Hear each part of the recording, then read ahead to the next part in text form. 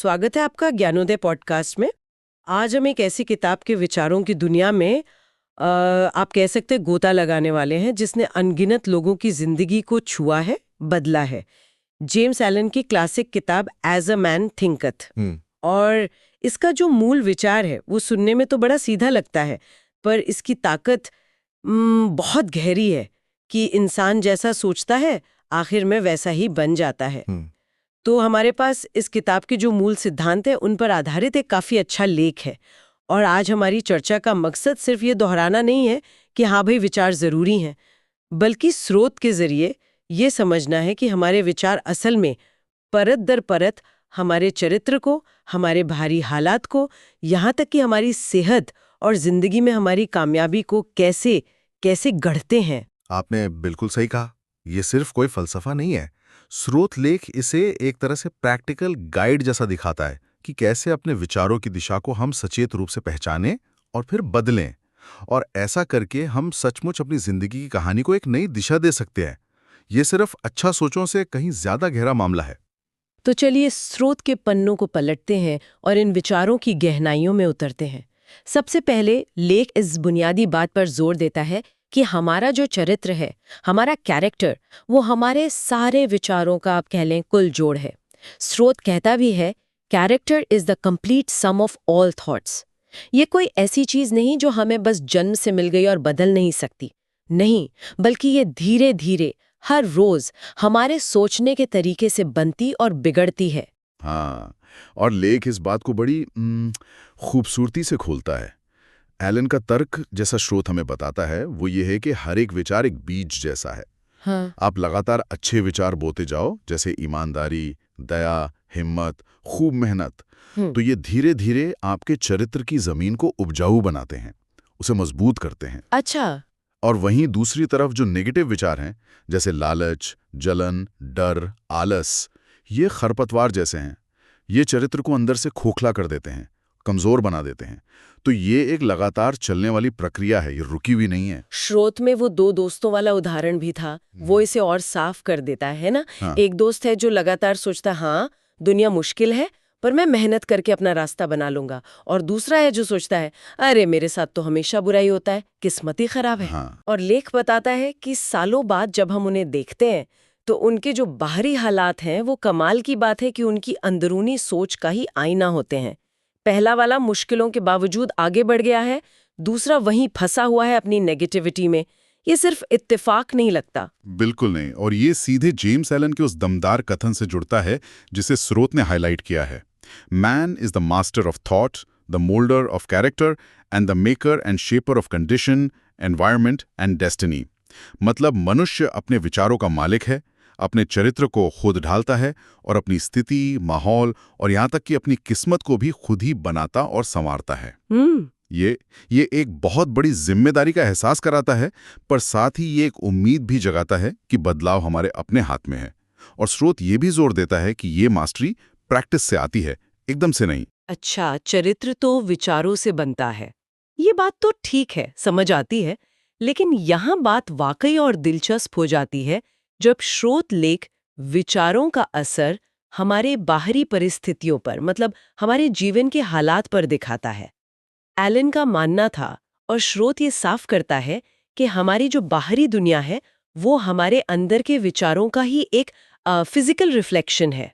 ये हालात अचानक या बेवजह नहीं बनते। हाँ, स्रोत इस कनेक्शन को एक चेन या एक इकोसिस्टम की तरह समझाता है। जी। देखिए, अच्छे या कंस्ट्रक्टिव विचार जो होते हैं वो स्वाभाविक रूप से हमें अच्छे और कंस्ट्रक्टिव काम करने के लिए प्रेरित करते हैं। सही। जब हम सही दिशा में काम करते हैं तो नतीजे भी अच्छे मिलते हैं, जिससे अच्छी परिस्थितियां बनती हैं। जी। और इसके उलट बुरे, डिस्ट्रक्टिव या आलसी विचार हमें गलत या अधूरे काम करने को धकेलते हैं या फिर काम करने से ही रोक देते हैं, और फिर उसका नतीजा हमें बुरी परिस्थितियों के तौर पर भुगतना पड़ता है। जी। तो हमारे हालात सिर्फ बाहरी घटनाएं नहीं है, वो हमारे विचारों की फसल है एक तरह से। लेख में वो गरीबी वाले उदाहरण से ये बात और अच्छे से समझाई गई है।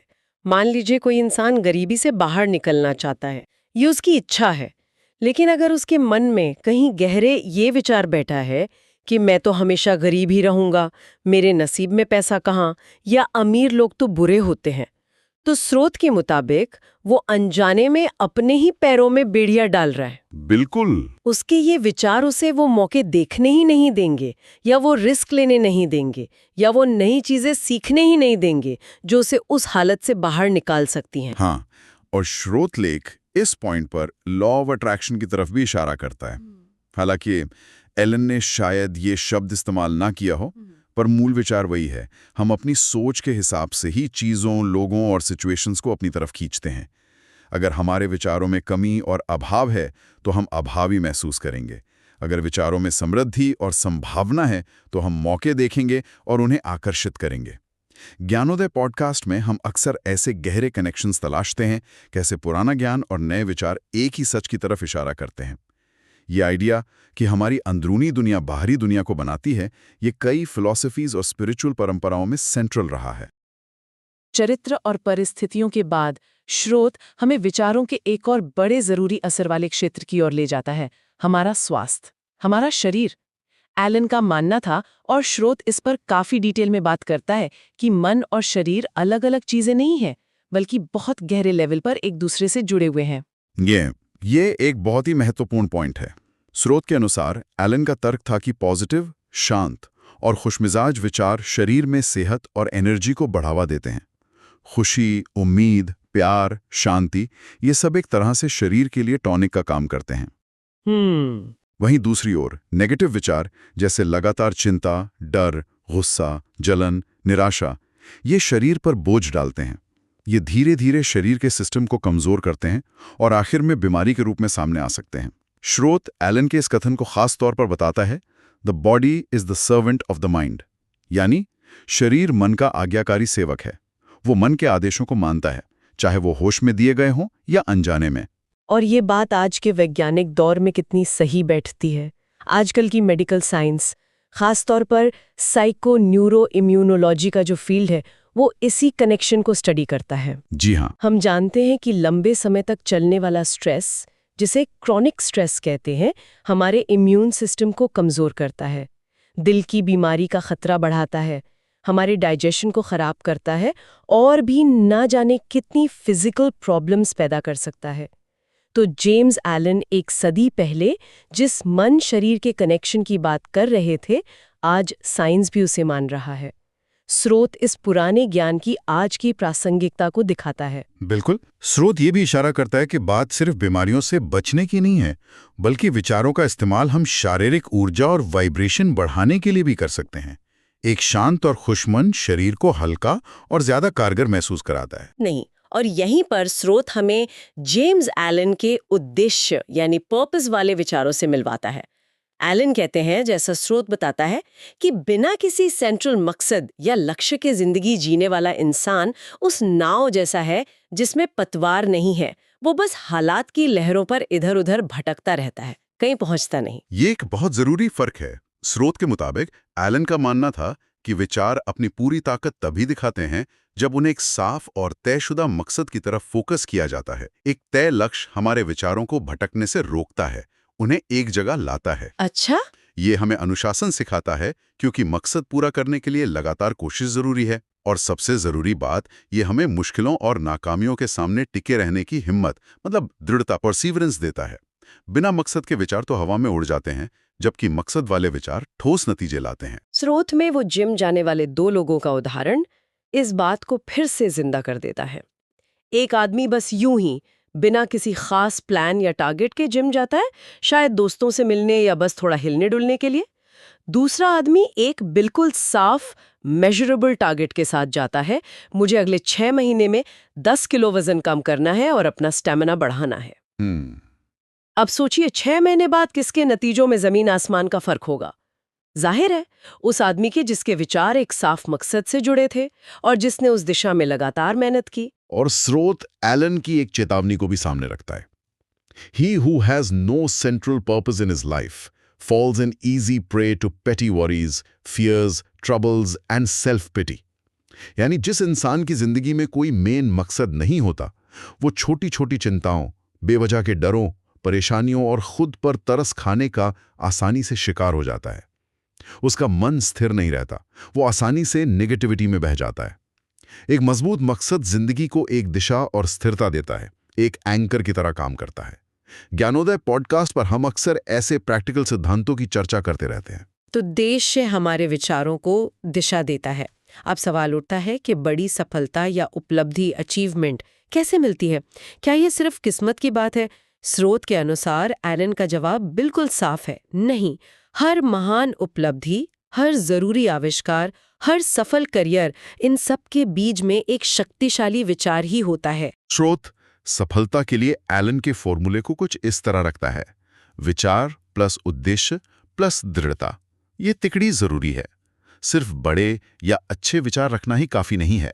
उन विचारों को एक साफ, अच्छी तरह से डिफाइन किए गए मकसद के साथ जोड़ना होगा, और फिर रास्ते में आने वाली रुकावटों और नाकामियों के बावजूद बिना टूटे दृढ़ता के साथ उस मकसद की दिशा में लगातार काम करते रहना होगा। स्रोत इस बात पर भी जोर देता है कि विचारों का लेवल ही उपलब्धि के लेवल को तय करता है।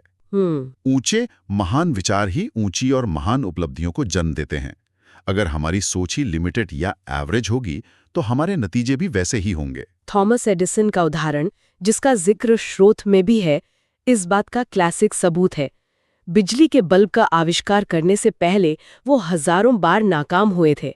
सोचिए, अगर उनका शुरुआती विचार एक सेफ, टिकाऊ और सस्ता आर्टिफिशियल लाइट सोर्स बनाना कमजोर होता, या उनका मकसद इसे हकीकत बनाना पक्का ना होता, या अगर वो कुछ शुरुआती नाकामियों के बाद ही हार मान लेते और अपनी सोच बदल लेते, तो दुनिया शायद आज कुछ और होती। बिल्कुल।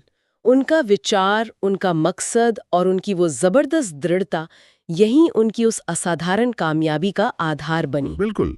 और स्रोत से ये भी पता चलता है कि एलन के मुताबिक चाबी ये है कि हमें अपने विचारों को कमजोरियों जैसे शक, डर, निराशा से बचाना सीखना होगा। उन्हें पक्के यकीन और एक अटूट मकसद की एनर्जी से सींचना होगा।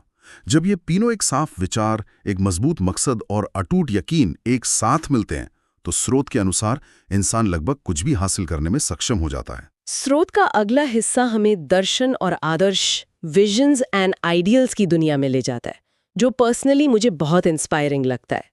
यहाँ बात सिर्फ लक्ष्यों की नहीं, बल्कि ऊंची कल्पनाओं और महान आदर्शों की हो रही है। हाँ, स्रोत बताता है कि एलन का मानना था कि यही ऊंची कल्पनाएं, ये भव्य विजन और महान आदर्श ही हैं जो इंसान को उसकी मौजूदा हदों से ऊपर उठाते हैं और उसे महानता की तरफ ले जाते हैं। जो लोग बड़े सपने देखने की हिम्मत करते हैं, जो एक बेहतर भविष्य की, एक बेहतर दुनिया की कल्पना कर सकते हैं, भले ही वो कल्पना आज की हकीकत से कितनी ही दूर क्यों ना लगे, वही लोग इतिहास बनाते हैं, वही दुनिया में असली और टिकाऊ बदलाव लाते हैं। स्रोत में राइट बंधुओं का उदाहरण दिया गया है। उन्होंने उड़ने का सपना देखा, एक ऐसी कल्पना की जिसे उस वक्त ज्यादातर लोग नामुमकिन या पागलपन मानते थे। सही बात है। या फिर मार्टिन लूथर किंग जूनियर, जिन्होंने नस्ली बराबरी और न्याय का एक ताकतवर सपना देखा, और उस सपने ने लाखों लोगों को प्रेरित किया और सामाजिक बदलाव की नींव रखी। ये सिर्फ इच्छाएं नहीं थीं, ये गहरे नैतिक आदर्शों से जुड़े शक्तिशाली विजन थे।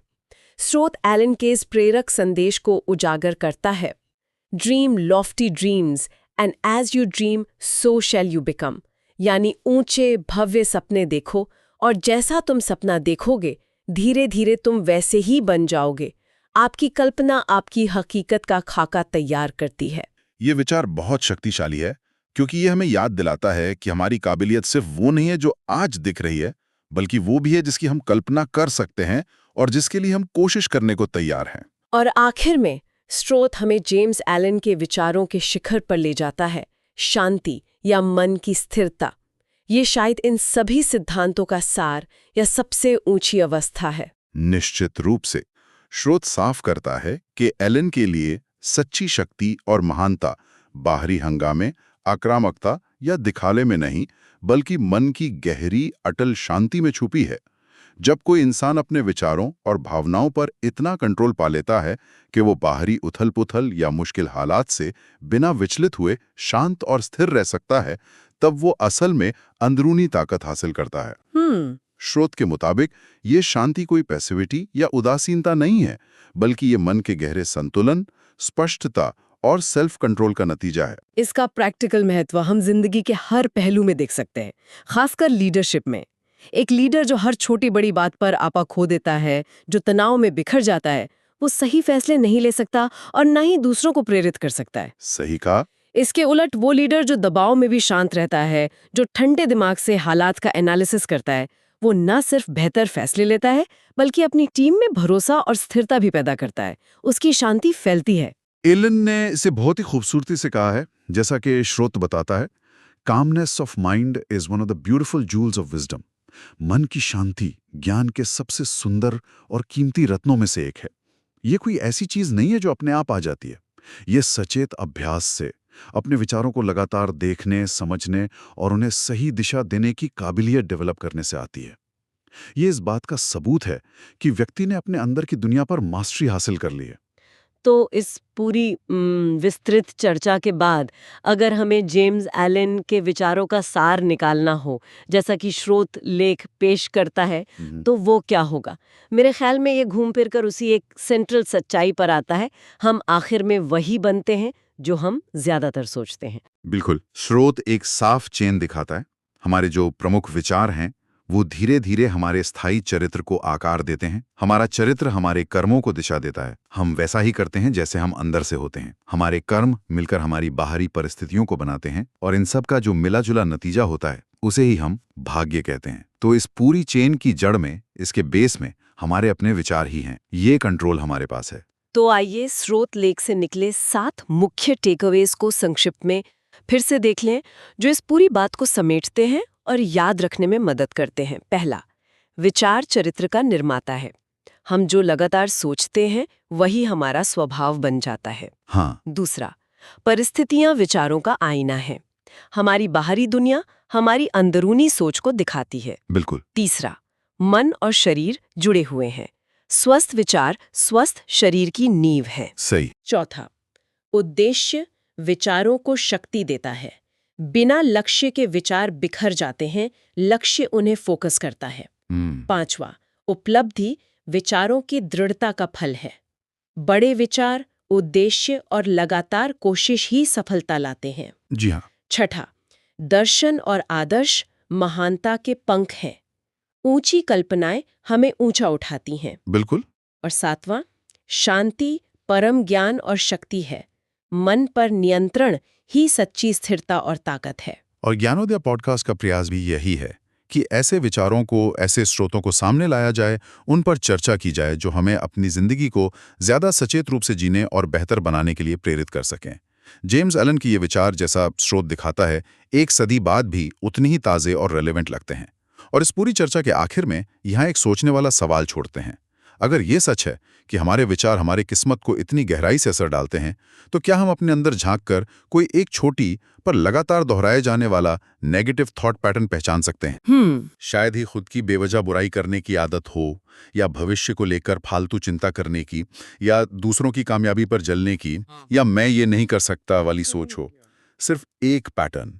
और अगर हम आज से ही उस एक पैटर्न को होशपूर्वक बदलने की छोटी सी पर लगातार कोशिश शुरू करें, तो क्या हम सोच सकते हैं कि लंबे समय में, 1 साल, 5 साल, 10 साल में उसका हमारी जिंदगी के किन किन पहलुओं पर पॉजिटिव असर पड़ सकता है? हमारी सेहत पर, हमारे रिश्तों पर, हमारी कामयाबी पर, और सबसे बढ़कर हमारे मन की शांति पर। ये खुद सोचने का विषय है। ये थी हमारी आज की गहन चर्चा जेम्स एलन की क्लासिक कृति एज अ मैन थिंकeth के विचारों पर, जैसा कि हमारे स्रोत लेख में पेश किया गया है। उम्मीद है कि इस विश्लेषण ने सोचने के लिए कुछ नया दिया होगा। अगर आपको ये ज्ञानोदय पॉडकास्ट अच्छा लगा हो तो इसे लाइक, शेयर और सब्सक्राइब जरूर करें। आपके समर्थन से हमें वाकई प्रेरणा मिलती है। कमेंट में हमें जरूर बताइए कि इस चर्चा का कौन सा हिस्सा आपको सबसे ज्यादा सोचने पर मजबूर कर गया, या किस विचार ने आपको सबसे ज्यादा छुआ। और हमें ये भी बताइए कि आप भविष्य में किस किताब, किस विषय या किस विचारक पर ऐसी ही गहरी चर्चा सुनना चाहेंगे। आपकी राय हमारे लिए बहुत मायने रखती है। अगले एपिसोड तक सोचते रहिए, सीखते रहिए और अपने विचारों की शक्ति को पहचानते रहिए।